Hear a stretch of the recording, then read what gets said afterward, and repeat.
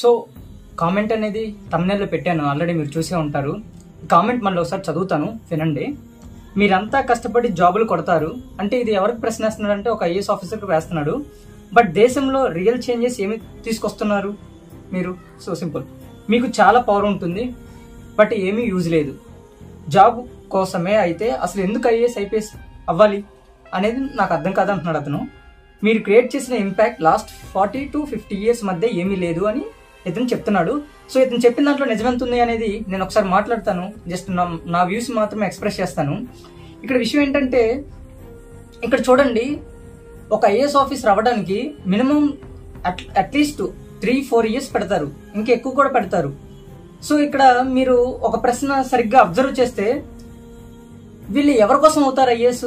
వాళ్ళ కోసం అవుతారా, లేదంటే జనాల కోసం అవుతారా, లేదంటే ఈ రకమైన దాన్ని ఏమంటారు, హ్యూమన్ మ్యానిపులేషన్ స్కిల్స్ అంటే లైక్ అంటే పేరుకి మాత్రం పబ్లిక్ సర్వీస్, బట్ వాళ్ళు చేసే పనులు ఏంటంటే గ్రీడ్నెస్, అంటే లైక్ వాళ్ళ సెల్ఫ్ ఇంట్రెస్ట్.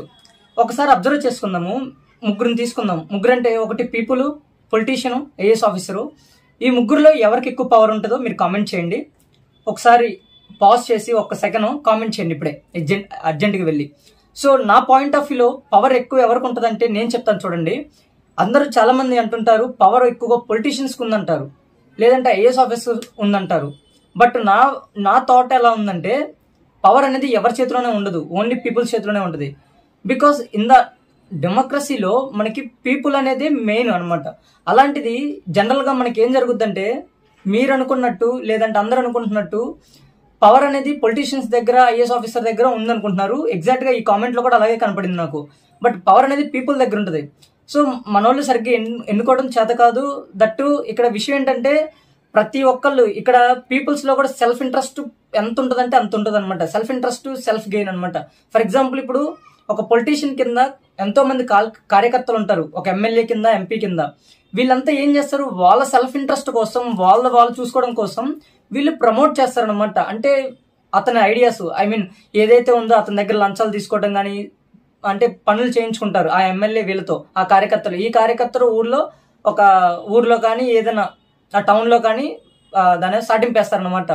సో ఇక్కడ పాయింట్ ఏంటంటే, ఇక్కడ పవర్ అంతా పీపుల్లో ఉన్నా కానీ జనరల్గా మనం ఏం చేస్తామంటే, ఏ పొలిటీషియన్నో లేదంటే ఈ బ్యూరోక్రసీనో లైక్ ఐఏఎస్ ఆఫీసర్నో మనం ఏం చేస్తాము తెలిసిందే కదా, వాళ్ళని ఏలెత్తి చూపుతాం అనమాట. ఒక్క మాటలో చెప్పాలంటే పవర్ అనేది పీపుల్ దగ్గరే ఉంటుంది.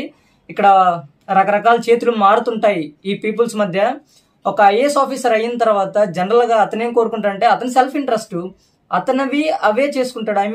అంటే అతనికి ఏమి రీసెంట్గా మనకి బోల్డ్ అన్ని జరిగినాయి బ్రైబ్ కేసెస్, మీరు చూసే ఉంటారు.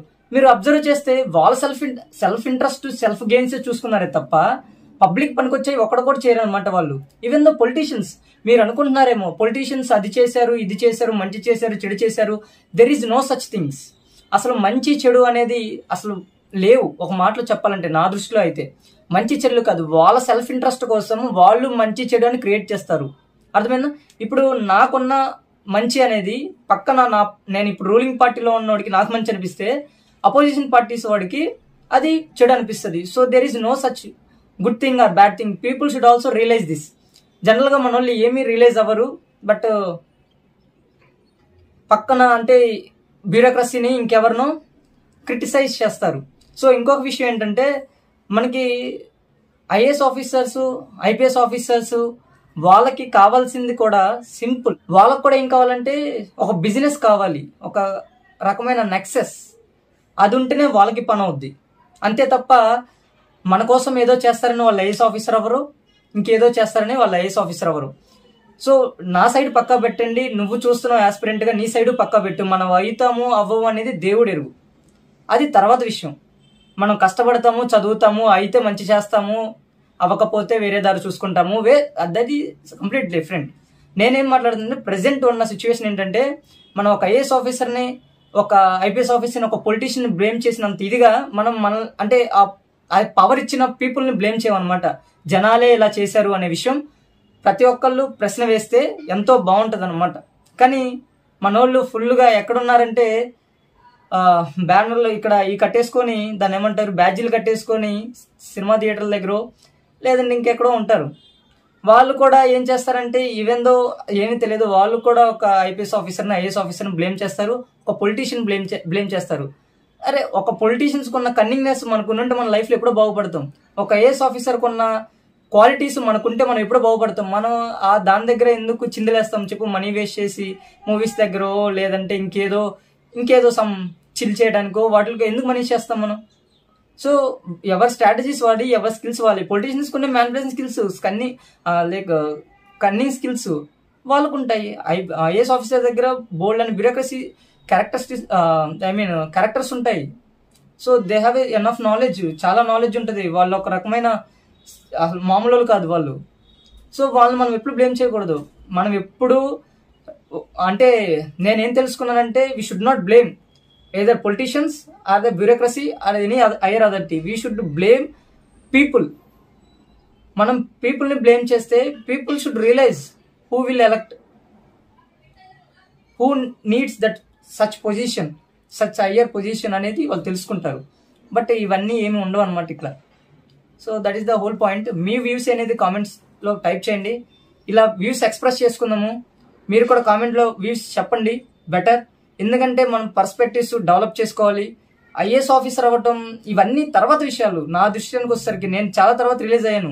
ఐఏఎస్ అనేది end goal, but in the process of learning మనం ప్రతి ఒక్కటి అనలైజ్ చేయడం నేర్చుకోవాలి, స్కిల్స్ డెవలప్ చేసుకోవాలి.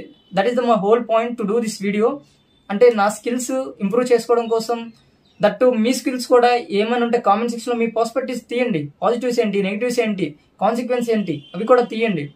మీరేమైనా నాకు ఫీడ్బ్యాక్ ఇవ్వాలనుకుంటే ఏవైనా పర్లేదు, నేను ప్రతి ఒక్కటి తీసుకుంటాను.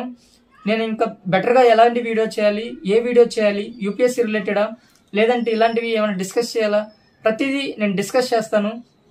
నాకు చిన్న అవకాశం ఇవ్వండి, ప్రతి ఒక్కరిని కోరుతున్నాను. మీరు నాకు చిన్న అవకాశం ఇస్తే నేను ప్రతిదీ నేర్చుకొని చెప్తుంటాను. నాకు ఎంకరేజ్ చేయండి ప్లీజ్. నేను కోరుకున్నది ఒకటే.